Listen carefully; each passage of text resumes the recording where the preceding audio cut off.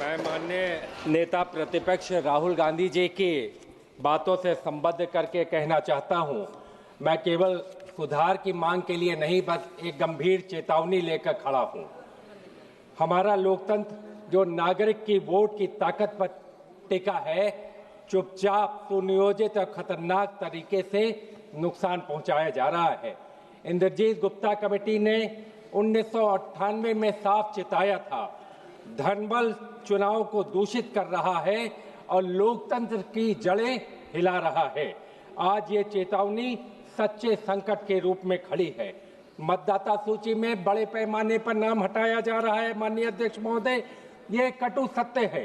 तेलंगाना में 2018 में 28 लाख मतदाताओं के नाम हटाने अचानक गायब हो गए। बेंगलुरु में 2022-23 में 44 लाख लोगों के नाम हटाने की प्रक्रिया शुरू की गई, केवल इसलिए कि लोगों के पास बाप दादा के कागज या पुराने रिहायशी प्रमाण पत्र नहीं थे। ये मतदाता अधिकार नहीं, नागरिकता की दोबारा परीक्षा है।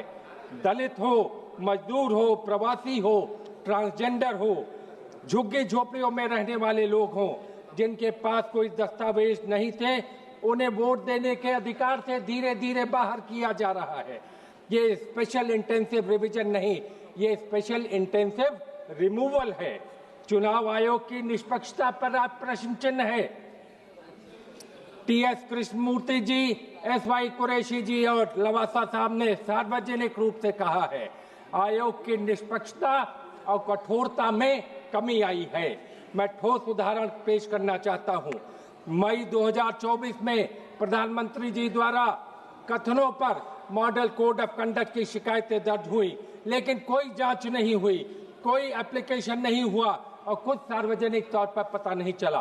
बिहार चुनाव में 2020 और 24 में घुसपैठिए जैसे बयान पर कोई कदम नहीं उठाया गया, जबकि आचार संहिता में ऐसे शब्दों में साफ रोक है। सर्वोच्च पदों पर शिकायत हो और आयोग चुप रहे, ये निष्पक्षता सिर्फ कम नहीं होती, निष्पक्षता धस जाती है। धनबल खुला है, बेखौफ और चुनावी हिंसा जैसा। मैं काली कमाई के रिकॉर्ड बनाए जा रहे हैं। तेलंगाना में 2023 में 1760 करोड़ रुपया पकड़ा गया।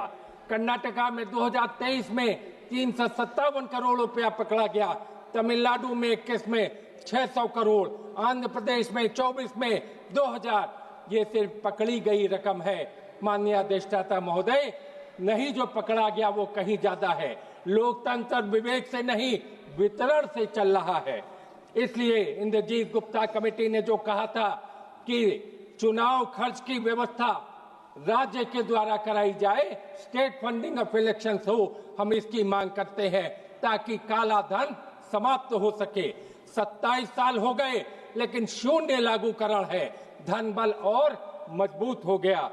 सीटी फुटेज दिखाने के लिए है, छिपाने के लिए नहीं। माननीय अध्यक्ष महोदय, अगर स्ट्रांग रूम और गिनती केंद्रों पर सीसीटीवी फुटेज लगे हुए हैं तो दिखाया क्यों नहीं जाता है?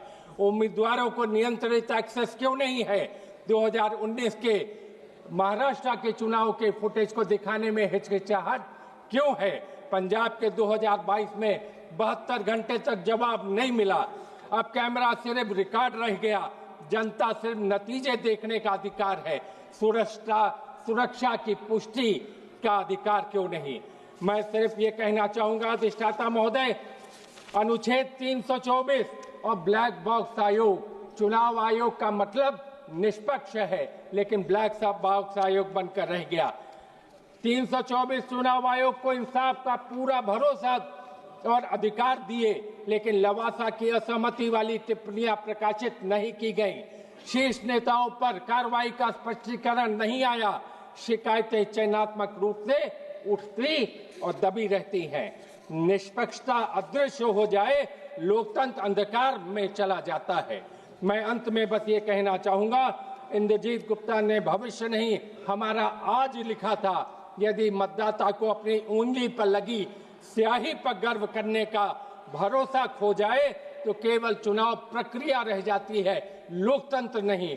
मैं सिर्फ ये मांग करता हूं अंत में कि एसआईआर की वर्तमान हटाने वाली प्रक्रिया को रोका जाए, बूथवार हटाए गए नामों की कारण सहित सूची जारी की जाए, सीसीटीवी फुटेज को देखने का अधिकार मिले, मतदाता सूची पठनी मशीन पठनीय रूप में जारी हो और मॉडल कोड ऑफ कंडक्ट में प्रधानमंत्री से लेकर बूथ के कार्यकर्ता को अधिकार मिले, क्योंकि अगर कमजोर का वोट सुरक्षित नहीं तो सत्ता की वैधता भी सुरक्षित नहीं। लोकतंत्र को केवल चुनाव नहीं, विश्वास भी चाहिए। जय हिंद, धन्यवाद। धन्यवाद जी। ऑनरेबल मेंबर श्री एन के प्रेमचंद्रन जी।